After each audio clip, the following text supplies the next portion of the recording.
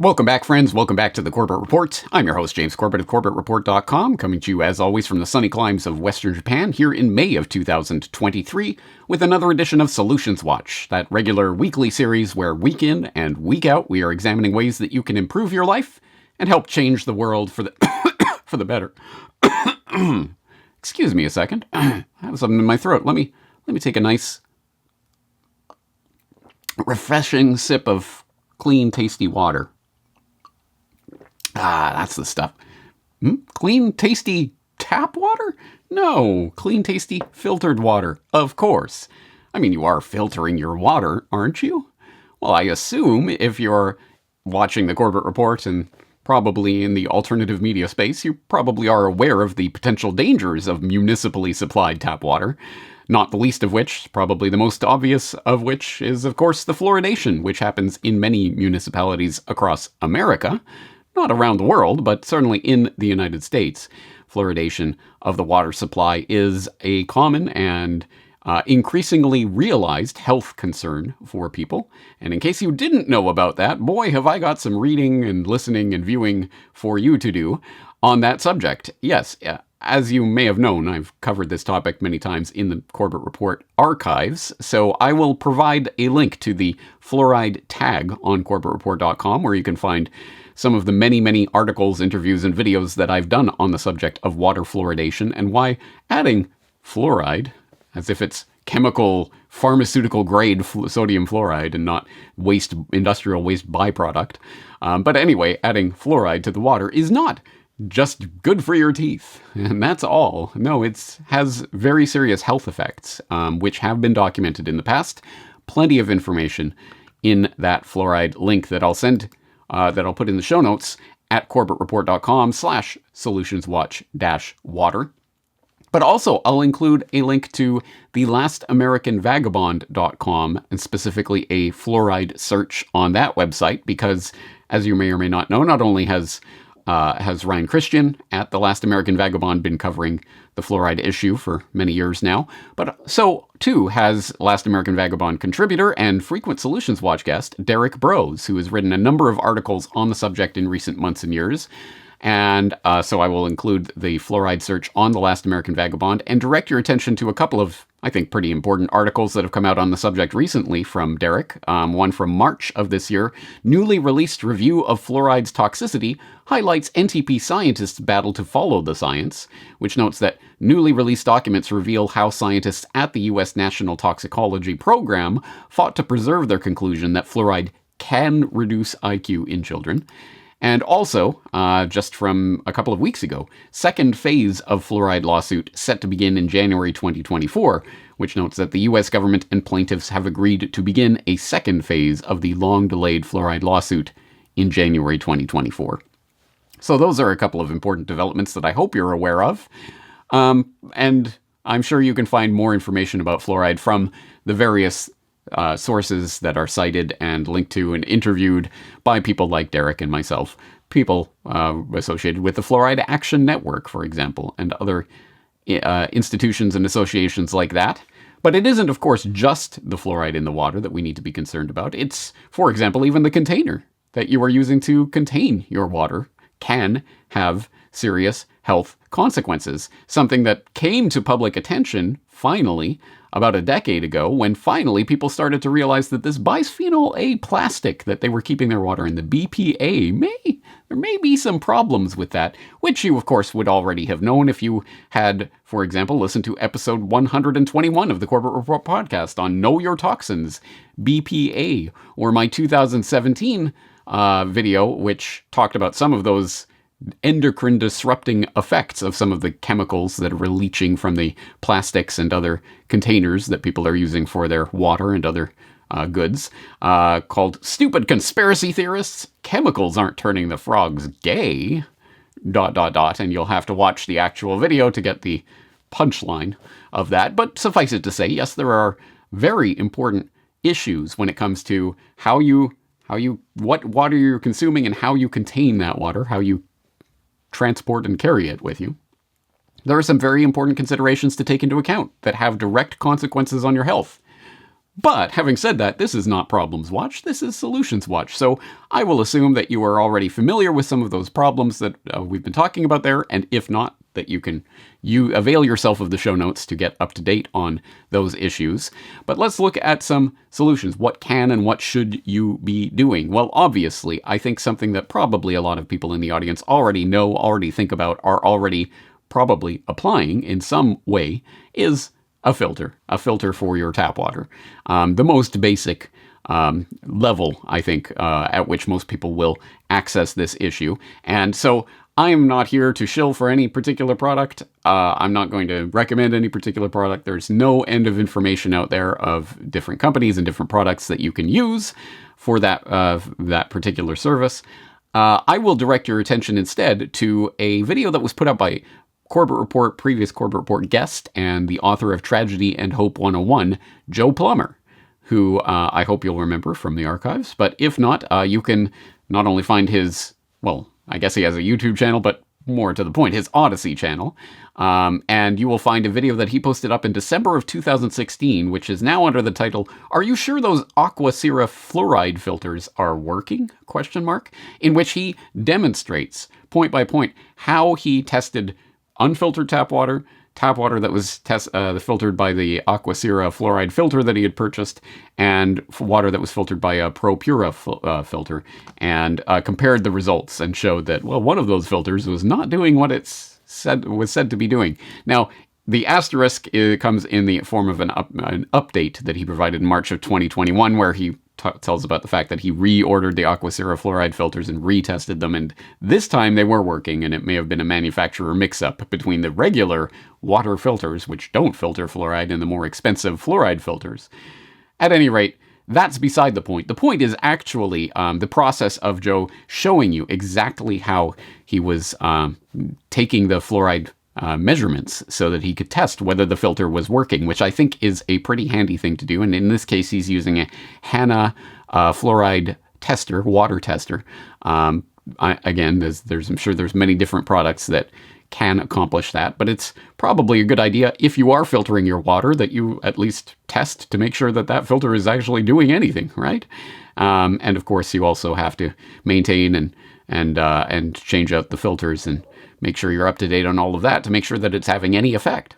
Now, this can be overwhelming. There can be a lot of factors that go into this, and for people who are completely new to this or thinking about it for the first time, it could be a bit overwhelming. So you will probably need an expert to help you understand what it is you're doing and why you should be doing it. So, well, I turned to a water expert to find out more information about that. That's literally his title now. I am referring, of course, to none other than Andrew Hoffman, who you will hopefully already know from the Revelations Radio News podcast at revelationsradionews.com. You will hopefully also already know him, not only because he is the co-host of Revelations Radio News along with Tim Kilkenny, and that they've had me on several times in the past, but I also interviewed Andrew Hoffman directly for Fluoride Literature in the New World Order, Film Literature in the New World Order, number 7. Sorry, I really do need a glass of water now. From back in the archives from several years ago, where we talked about the Lord of the Rings, an interesting conversation, so I suggest you check it out if you haven't yet done so. But anyway, as listeners to RRN will already know, Andrew Hoffman has recently taken a new job with Leaf Home Water Solutions at leafhomewatersolutions.com. He is now literally a water expert who helps to test and provides free tests of people's water, and Leaf Home Water Solutions has a number of products that people can purchase or use to help filter their water. Water softeners, carbon filtration, conditioner, taste and odor filters, reverse osmosis water systems, UV disinfection systems, whole home water systems, etc. So there's a lot of options there on the table. How do you know what you need? If you need anything at all, and what should you be using? Well, Andrew Hoffman, and I'm sure many other people, would be willing to provide you with that information. So I turned to Andrew to talk about what Leaf Home Water Solutions is, what kind of things it provides, why people should be filtering their water, and what they should be testing for and thinking about when it comes to home water filtration. So I think they call it a water expert, but I'm actually selling water filtration systems, so of various sorts for Leaf Home Water Solutions, which is a company that branch is about 4 years old. The overall company of Leaf started out making guards for gutters, and they've been around for about 20 years. So large company, but the division that I'm in is quite a bit smaller. So, all right. and So you have lousy water, then we're coming to a town near you. Right. So. Good. Well, let's talk about that issue. So, what's your personal experience before you got involved in the business, as it were? What was your personal experience with water filtration, and what have you done in the past? So back in Oregon, I grew up actually on well water, and no fluoride, no chlorine, no nothing, just good, healthy well water. And then I could still remember actually the city I grew up in or near. The city water didn't even chlorinate until later on, sometime in the 90s. And even now I'll refer people to ewg.org, and you can plug in your zip code and see water results for your local municipality. So if you put in 97031, where I used to live, very few contaminants. If you put in 73078 and click on Oklahoma City, which is current water system, many, many more contaminants. So yeah, How trustworthy are those results? So that is ewg.org tracks what's found by the local municipalities. Now, about 20% of the people I've talked to so far have brought up the fact that they don't trust their local municipality. They think they're running water through extra filters before they test it. They think, they're cheating various ways. So I mean, water is a known issue here in Oklahoma. Hard water is an issue throughout much of the U.S. Varies quite a bit in Europe. Japan, I was looking up. I don't think it's really an issue too much in Japan. But the issue with hard water is that if you have hard water, you can't do some other stuff that you might want to do, like reverse osmosis. So it'll just tear through systems like that. So yeah, back in Oregon, we had a Berkey water filter. Seemed to work really well. Get quite a bit of the bad stuff out of there. Tried a similar setup here with another gravity-fed filter, and my family members won't even drink it through there. And I thought, oh, come on, it's not that bad. And so one of the first things I did was test our water when I started working for this company. And you can test total dissolved solids. And that test is actually pretty affordable to get a TDS meter. And it'll tell you if there's stuff in the water, what level of non-water stuff is in your water. Nothing real specific. So the EPA says, average drinking water is like 200 to 400. Reverse osmosis treated water should be 50 or less, usually about 10. Our water was 600. Our water, after being fed through the gravity-fed filter, still 600. So the only way to get that stuff out is through reverse osmosis. So okay, let's break this down for people who are completely new to this. What is the bad stuff that people should be concerned about in their water? How do they measure it? And then what are the various options that people have for filtration? Yeah, so I think what most people are familiar with that are watching this, fluoride is one of those things. And fluoride can absolutely be removed with a reverse osmosis filter. About 97% of it will get pulled out of there. But, I think the elephant in the room that nobody really talks about is the chlorine and the chloramine that the government is purposely putting that in our water. And they'll say, well, it's chlorine's not carcinogenic, but when it reacts with the stuff that you're putting in the water because of, it creates carcinogens, and that's chloroform and a bunch of other stuff. The EWG site will show you what's in there, and I mean it's kind of crazy the levels that and and the legal levels are always broken down to specific contaminants, not the general. So they say, a TDS test shouldn't be above 500, but there's no penalty for that.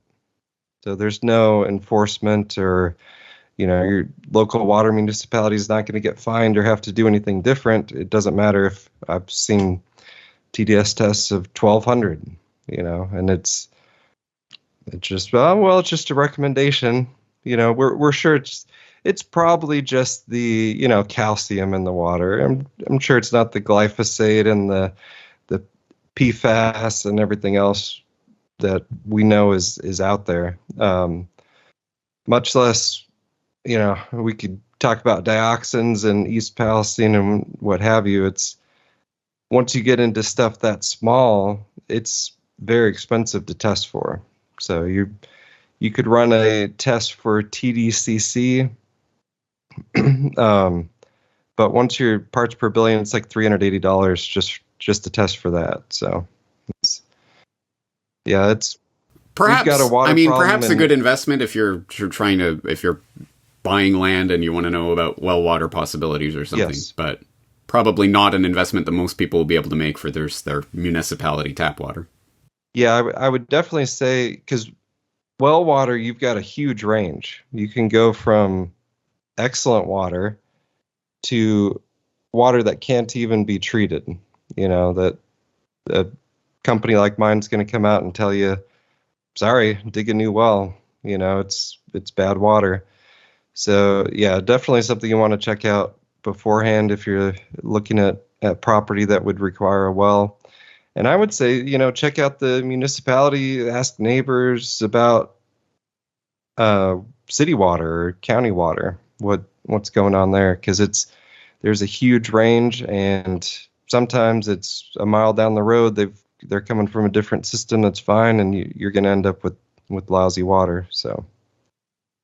All right, let's talk then about the range of options that people have. Assume that they've gotten some testing and they have some idea of their water situation. What are the options that people have, from the basic bare minimum that you'd recommend everybody take to the more advanced solutions?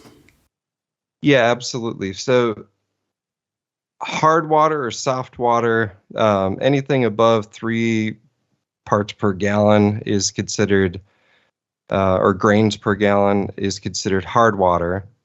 My home water, for reference, was like 13.9, so very hard water. I've seen results. I just heard about a result where it was 70 grains per gallon, which at that point, water softeners don't even work all that well. So a water softener is basically you've got 2 tanks or a combined tank of some sort, depending on the system.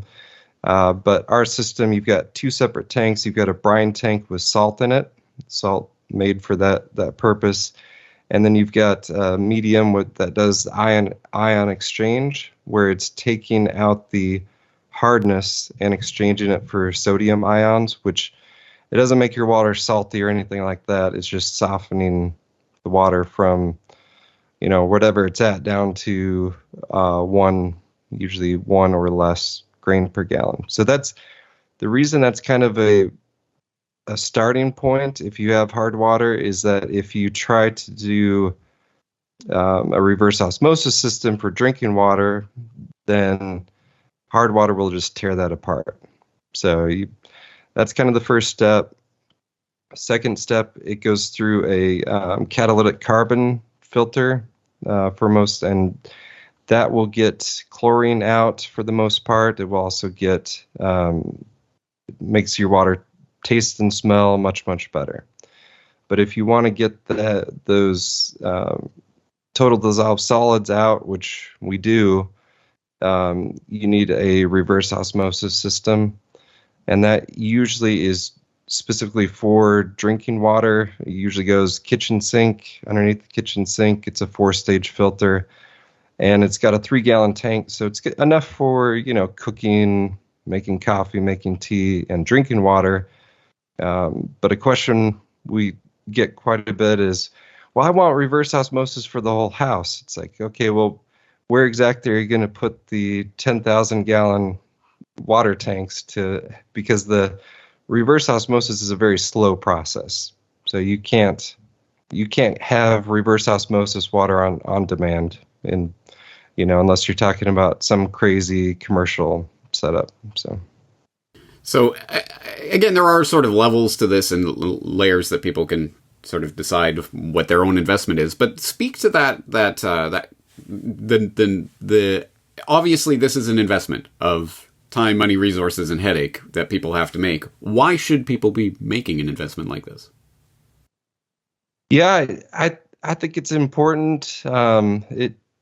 Hard water will tear up your appliances, in addition to, negative health impacts from having all that junk in the water that you're drinking. Even if you say, I've got bottled water, well, the hard water will, we could tell the difference in our dishwasher. 6 months in, it's like falling apart from the hard water. So it'll mess up your appliances. If you've got water running through your refrigerator, it'll damage that. So it is a multi-$1,000 investment, but you're getting quite a bit of that back in, like, your appliances lasting longer. You don't need to buy bottled water. You can now like, okay, this water came out of my reverse osmosis system, and I put it in a glass bottle or something that I consider safe. I know it wasn't sitting in the back of a 120-degree truck in a plastic bottle, leaching all sorts of other stuff in there. So that's the kind of the issue with bottled water, is the bottle. So yeah, I was just going to bring that up. I mean, bottled water, for whatever the water itself is, what's it been sitting in, and where, and how long, and all of that. Incredibly important. Okay, so you're the water expert for Leaf Home Water Solutions for water solutions, yep. Oklahoma, the world. Yeah. So if you are in the state of Oklahoma, anywhere, or southern Kansas, call me up, and I'll come out and test your water. You get a free water test. If you're watching this show, you're someone I'd like to talk to, and it's a no obligation deal. And that's, if you contact me directly, it also helps me out because it's a lead that I generated, as opposed to the company generated for me through Facebook ads or whatever else they do. So yeah, it helps me out, and I'd love to come talk water with you and hopefully figure out something that would work for you. So. Awesome. Any other points you'd like to make? Yeah, the other kind of back to the chlorine thing, so you do have bacteria, parasites, stuff in the water that you want to get out of there. But the solution for the last 70 years has been, let's dump a cancer-causing chemical that has been used in chemical warfare in the past, stuff like that. Let's dump that in the water, as opposed to something like UV light, which is a little tricky at scale for municipalities, but that is another thing that we offer people, especially if you have a well. Don't dump chlorine in there. Get a UV filter.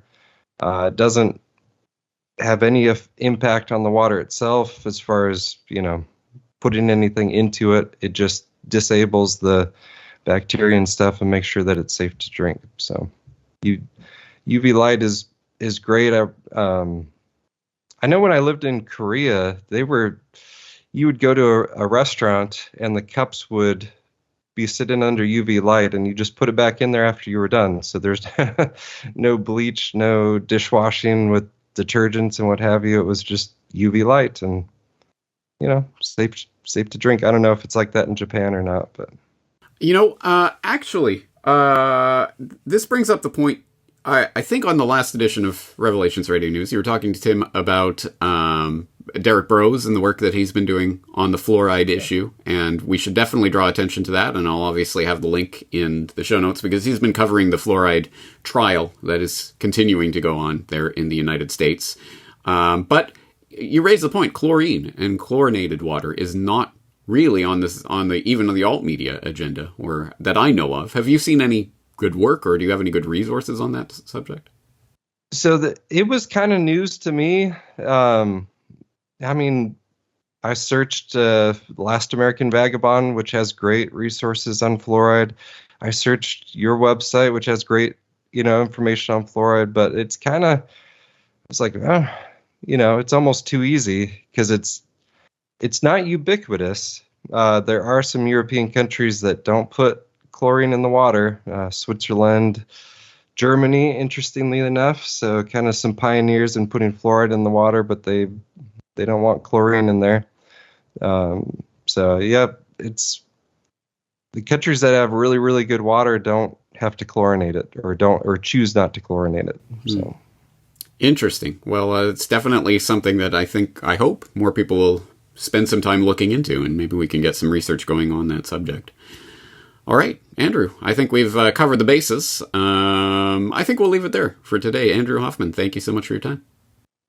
Thank you, James. Always a pleasure to speak to you.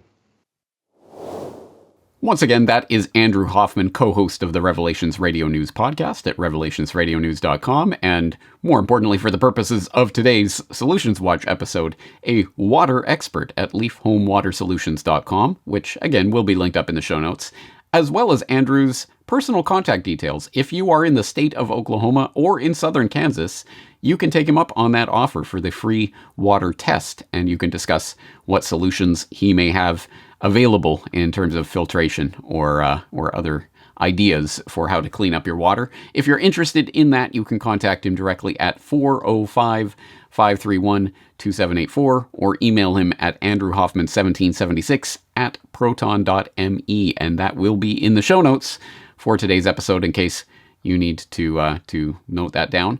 So this is the point at which we switch over from experts out there telling you what to do, and you informing us about what works or has not worked in your experience in the past. Because, as always, Solutions Watch is not a spectator sport. It is a participatory medium, and I am very much interested in your feedback. What kind of water do you have? Well water, tap water? How do you test it? How do you filter it? What has worked for you in the past? What hasn't worked for you in the past? What do you recommend? What do you recommend people to avoid? All such feedback is appreciated and is warmly welcome. So for Corbett Report paying members, you are invited to, of course, as always, to log into corbettreport.com and leave your feedback at corbettreport.com/solutionswatch-water. And on that note, I think we're going to leave today's episode there, but obviously this is a topic that we can come back to and re-explore from many different angles in the future based upon your feedback. On that note, I think we're going to leave Solutions Watch here for now, and I am James Corbett of CorbettReport.com, and I'm looking forward to talking to you again in the very near future.